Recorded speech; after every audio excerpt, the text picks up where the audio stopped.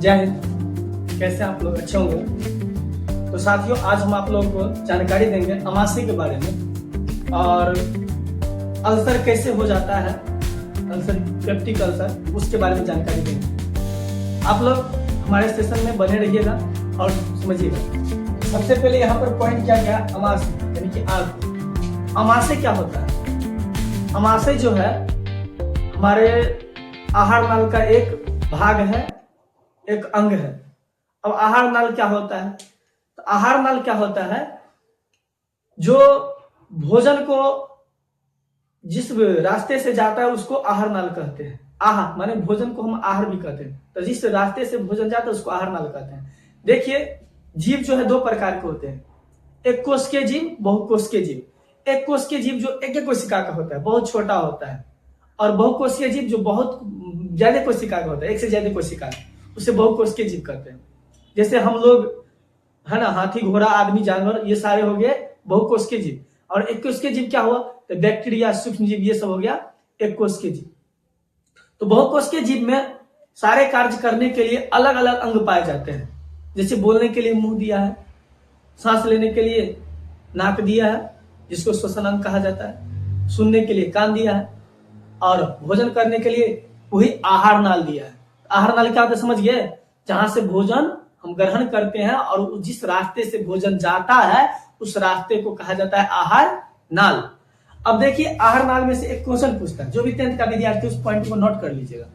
आहार नाल में से आहार नाल में क्वेश्चन पूछता है, आहार नाल की लंबाई कितनी है ना? आहार नाल की लंबाई तो 8 से 10 मीटर होता है। आहार नाल की लंबाई कितनी होती है? 8 से 10 मीटर। अब लोग बकरी का देखा होगा, जो निकालता है आहार वाला, पूरा कत्ते बड़का होता है ना, जिसमें पूरा ये भरा रहता है। तो छागर, बकरी सबका देखा होगा आप लोग, समझिए। आहार नाल लंबाई, और ऐसे आहार नाल रहते हैं, ऐसे घूमल होता है ना, इसको आहार नाल, फिर यहाँ पर एक्टिव से निकल जाता है। तो आहार नाल की लंबाई जो है 8 से 10 मीटर का होता है। अब अमाशय पर चलते हैं। तो आहार नाल जो होते हैं, तो यहां से फिर एक क्वेश्चन पूछता है कि भोजन का पाचन शुरू कहां से होता है? तो मुख्य गुहा से होता है। अगर इसका मतलब हुआ आहार नाल मुख्य गुहा से स्टार्ट हो जाता है। तो आप इस बात को समझिए कि आहार नाल कहां से स्टार्ट होते हैं? मुख्य गुहा से। अब आहार नाल मुख्य गुहा से शुरू होकर के ग्रास नली होते हुए अमाशय में जाता है, और अमाशय से छोटी आंत से बड़ी आंत से मलाशय तक, मलाशय के बाद रेक्टम के माध्यम से ये बाहर जो है भोजन, अपशिष्ट भोजन को बाहर समय समय पर निकालते रहते हैं। तो ये आहार नाल की पूरी ये विवरण होता है। अब आहार नाल की लंबाई तो बताइए दिए। उसके बाद भोजन का पाचन कहाँ से शुरू होता है? क्योंकि भोजन आप सबको पता है, हम लोग जो भोजन करते हैं वो पूरा पीस जाता है, पूरा लई की तरह बन जाता है, पीस जाता है। पिसता कैसे है? क्या हमारे पेट के अंदर में कोई मशीन है? नहीं। तो पिसता कैसे है? तो हमारे मुंह में पीसना स्टार्ट हो जाता है, क्योंकि मुंह में दांत है, दांत 4 प्रकार के होते हैं, समझिए। तो दांत जो है उसको पूरा रगड़ के पीस देता है भोजन को। फिर कुछ बच जाता है तो वो ग्रास नली के माध्यम से अमाशय में जाते हैं। अब अमाशय में कांड होता है। तो सुनिए अमाशय में कांड कहा जाता है, क्योंकि हम हेडलाइन भी दिया है अमाशय के बारे में। तो अमाशय में की ग्रंथि का नाम होता है जठर ग्रंथि। अमाशय में एक ग्रंथि होती है जिसका नाम है जठर ग्रंथि, समझिए, जिसमें से जठर रस वगैरह निकलते हैं। अब जठर ग्रंथि जो है 3 प्रकार के होते हैं। कितने प्रकार के? 3 प्रकार के, जो कि यहाँ पर देखिए दिया गया है। जठर ग्रंथि के 3 प्रकार है। कौन कौन है? तो पहला जो है, पहला म्यूकस कोशिका है, समझिए। दूसरा है अम्लजन कोशिका है, और तीसरा यहाँ पर लिखा है जैमोजिन कोशिका। तो ये 3 प्रकार के जठर ग्रंथि की कोशिकाएं हैं जो अमाशय में पाया जाता है, समझ गया। सभी लोग को कहा जाता है ली 52 अध्ययन जो है साल में एक बार जरूर पी लो। देखिए, पेट की गड़बड़ी से चेहरा पर ये सब आना, जैसे कि पिंपल्स वगैरह आना, बहुत सारे प्रॉब्लम हो सकता है। इसलिए पेट सही रहना बहुत जरूरी है। ये सारे होता है कहां पर? अमाशय से। पेट जो गड़बड़ी होता है कहां से? अमाशय से होता है। यदि आपकी अमाशय बेहतर कार्य कर रहे हैं तो आपकी शरीर स्वस्थ है, समझिए कि नहीं। तो अमाशय के बारे में जानकारी रखना बहुत जरूरी है।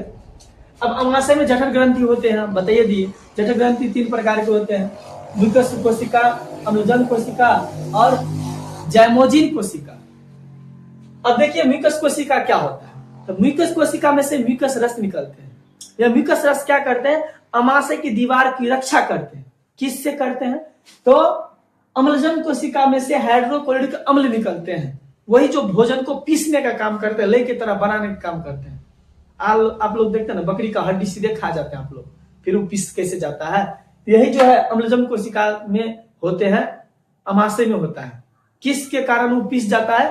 तो हाइड्रोक्लोरिक अम्ल के कारण पीस जाता है।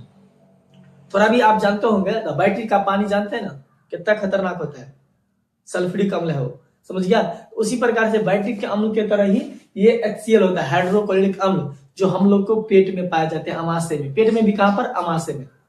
और ये अमाशय में HCl क्या काम करते हैं? तो भोजन को गलाने का काम करते हैं, भोजन को पूरा गला देता है, पीस देता है, समझिए? अब समझ में आ गया, पेट में कोनो मशीन चक्कियों की नहीं है। तो कौन पीसता है भोजन को? तो हाइड्रोक्लोरिक अम्ल। ये निकलता कहां से है? तो अम्लजन कोशिका से निकलता है। अम्लजन कोशिका किसका भाग है? जठर ग्रंथि का। जठर ग्रंथि कहां पाया जाता है? अमाशय में पाया जाता है। अमाशय क्या है? आहार नल का एक भाग है। तो यहां तक क्लियर हो गया आपको? अब जठर ग्रंथि में जो अम्लजन कोशिकाएं पाए जाते हैं, तो प्रतिदिन 3 लीटर जो है, या कितना लीटर जो है HCl निकलता है अम्लजल कोशिका से। तो अम्लजल कोशिका से प्रतिदिन 3 लीटर जो है HCl निकलता है, हाइड्रोक्लोरिक अम्ल निकलता है प्रतिदिन। याद रख लीजिएगा विद्यार्थी लोग, आप लोग से पूछेगा कि मनुष्य में, अमाशय में प्रतिदिन कितना लीटर हाइड्रोक्लोरिक अम्ल निकलता है? तो 3 लीटर। ये भोजन को पचाते हैं, लेकिन यहां पर ही एक पॉइंट निकलता है कि लोगों में गैस कैसे बनता है, समझिए? लोगों में गैस कैसे बनता है, या अल्सर कैसे होता है, पेप्टिक अल्सर कैसे होता है? तो यहीं से होता है। अब ये जो हाइड्रोक्लोरिक अम्ल निकलता है, प्रतिदिन निकलेगा कितना? 3 लीटर।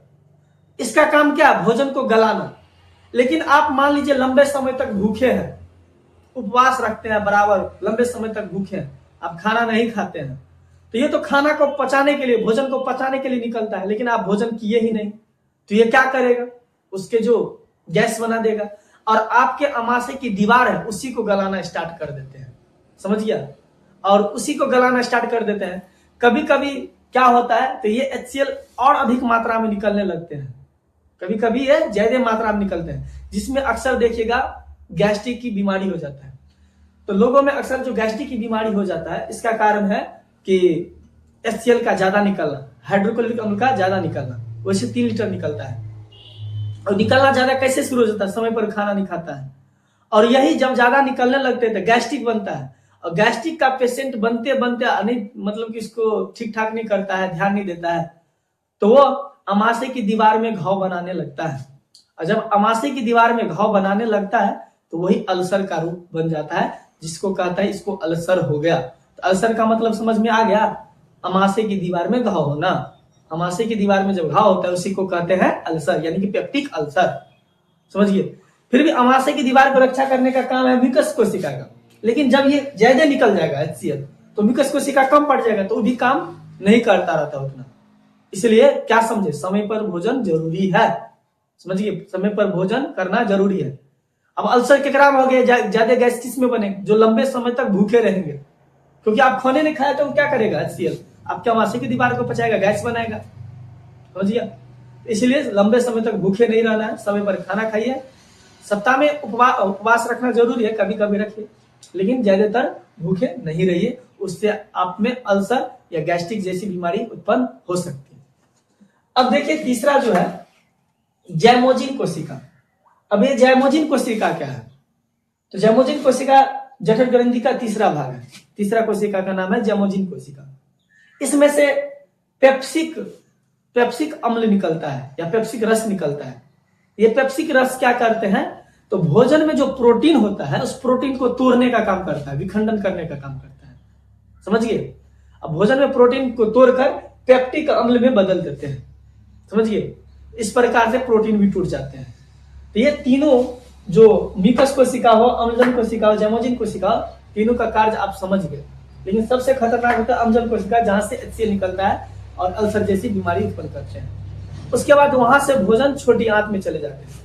देखिए यहाँ पर दिया है, क्वेश्चन पूछता है भोजन का पूर्ण पाचन कहाँ होता है? तो छोटी आंत में होता है। वहां पर भोजन अमाशय में पूरा पिसा गया, पिसाने के बाद वो छोटी आंत में जाएगा। अब छोटी आंत में जो लई की तरह भोजन बन गया है, उसमें से क्या होगा? तो रस निकलेगा, और रस को निकाल करके जो है अवशोषण करता है, छोटी आंत में अवशोषित होता है और वो कोशिका मतलब प्रोटीन वगैरह शरीर में लग जाता है। और जो अवशिष्ट पदार्थ बचते हैं और थोड़ा बहुत उसमें से प्रोटीन वगैरह छूट जाते हैं, वो बड़ी आंत में चले जाते हैं। बड़ी आंत में जाने के बाद क्या होता है, तो बड़ी आंत में भी थोड़ा बहुत अवशोषण होता है। अवशोषण होने के बाद वो अवशिष्ट पदार्थ मलाशय में चले जाते हैं। मलाशय में जाने के बाद समय समय पर बाहर निकलते हैं। तो भोजन कैसे पचता है हमारे शरीर में, ये सारे प्रोसेस हम आपको बता दिए। अमाशय क्या होता है, पेट को सही रखना, साफ रखना क्यों जरूरी है, सारी चीज बता दी। तो आप लोग को समझ में आया होगा, तो आप लोग लाइक कर दीजिएगा वीडियो को। पहली बार हमारे चैनल पर आए तो सब्सक्राइब कर लीजिएगा, ताकि ऐसी नई नई जानकारी आपको मिलता रहे। और अपने स्वास्थ्य का ध्यान रखिएगा, जो कि सबसे पहला जरूरी है, आपकी कर्तव्य है। धन्यवाद।